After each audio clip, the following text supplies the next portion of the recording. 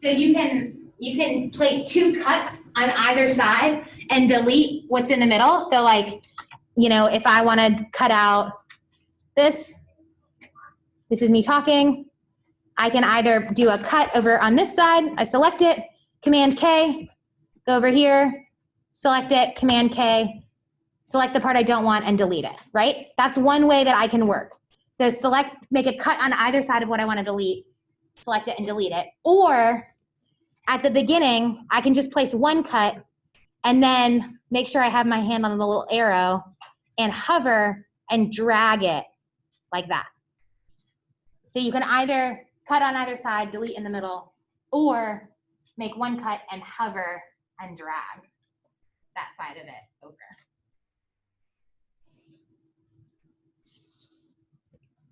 Yes, all of those.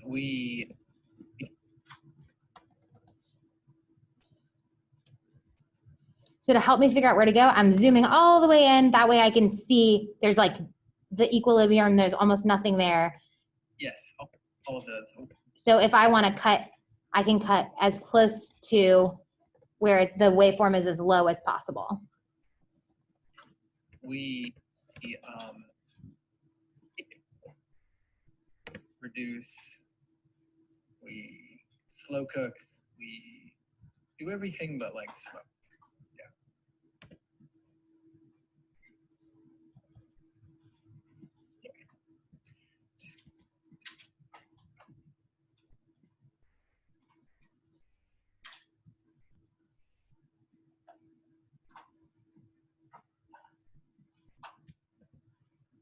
Pretty simple.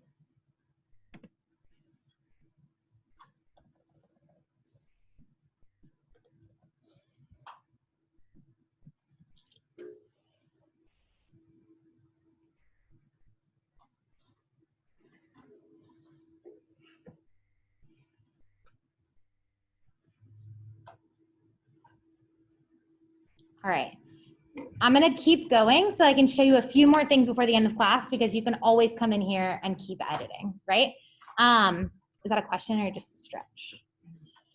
All right, so the top one is going to be all these quotes with the person that I interviewed, right?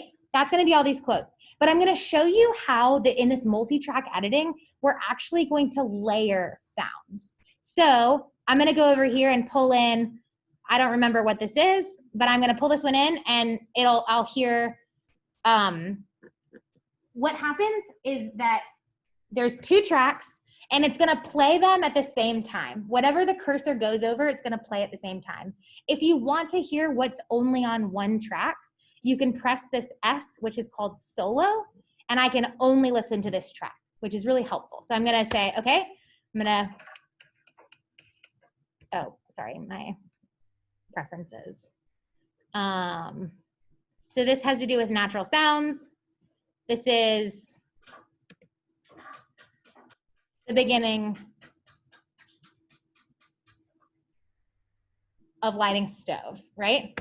Okay, so I'm gonna hover and I'm like, all right, I just want the beginning of that sound.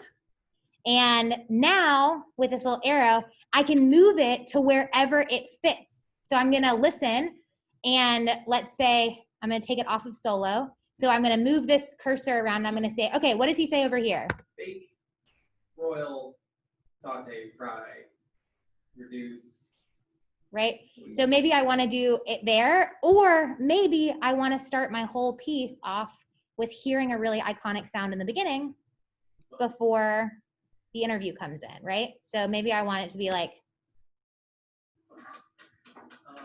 Well, we quarantined pretty quickly because. And I think that's kind of annoying. So I want this actually to be way shorter. So I'm going to pull it in even shorter to the beginning of that. Well, we quarantined pretty quickly. So you can layer sounds in that way. And I'm going to drop another sound in, and I don't remember what this one is, but I'm going to press solo, listen to this one. This is like opening something up. I think there's like water in one of them. But you might have all of these sounds and you want to decide, all right, I'm gonna select just a portion of it and I'm gonna put that underneath some part of your story. So this second one is where you're layering in sounds. You're layering in your natural noises. All right, so all of a sudden this is water, I think. And if I want that, then you're gonna choose the portion of it that you want, right? And then I'm gonna listen to the top one to try to figure out where that sound makes the most sense. Okay? So you're creating, in the second one, you're creating a soundscape, right? So if someone talks about the environment, talks about the space, that's where we're gonna start to hear those sounds that place us in that scene.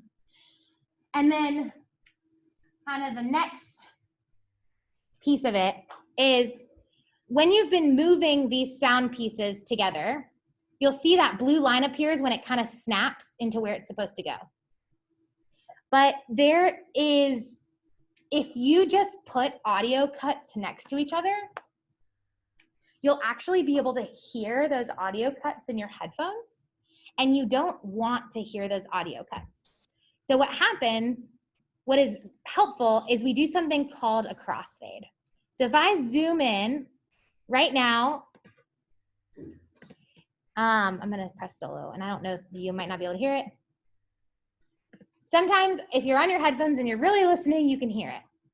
But what you wanna do, instead of just clicking it like this, if you pull it over, I'm clicking and dragging it, you can see these yellow lines are created. And what they are is what's called a crossfade. So in that space in between where they overlap, the first sound file is all of a sudden gonna start to get quieter at the same time when the second sound file is gonna start to get louder. So what it does is that it smooths out the transition between them. So instead of having a harsh cut, you can no longer hear it. The only thing to watch out for is that if somebody is talking on either side of a cut, you will actually hear their audio overlap. So for example, I'll make a bad cut so that y'all can hear it. Like I'll cut here, and then I'll make this audio cut. So like these are in between. If I zoom in and make this really big so you can see it. Okay, so you can hear that cut, right? And if I overlap it, all of a sudden you're gonna hear multiple voices. You see how they're talking over it? So you don't want that to happen. So one way that you would do that is that you would just make it really, really short. Or you would do what we were doing, where instead of cutting in the middle of a sound file, you would cut kind of when it reaches that there's almost no sound, right? Because that allows you a little bit of space on either side of that to transition.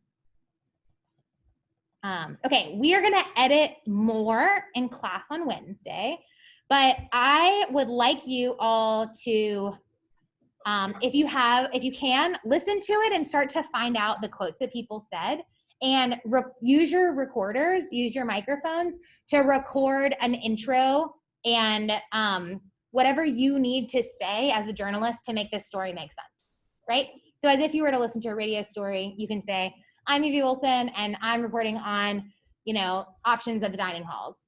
I went to the CAF and spoke to this person, and then you hear them talking, right?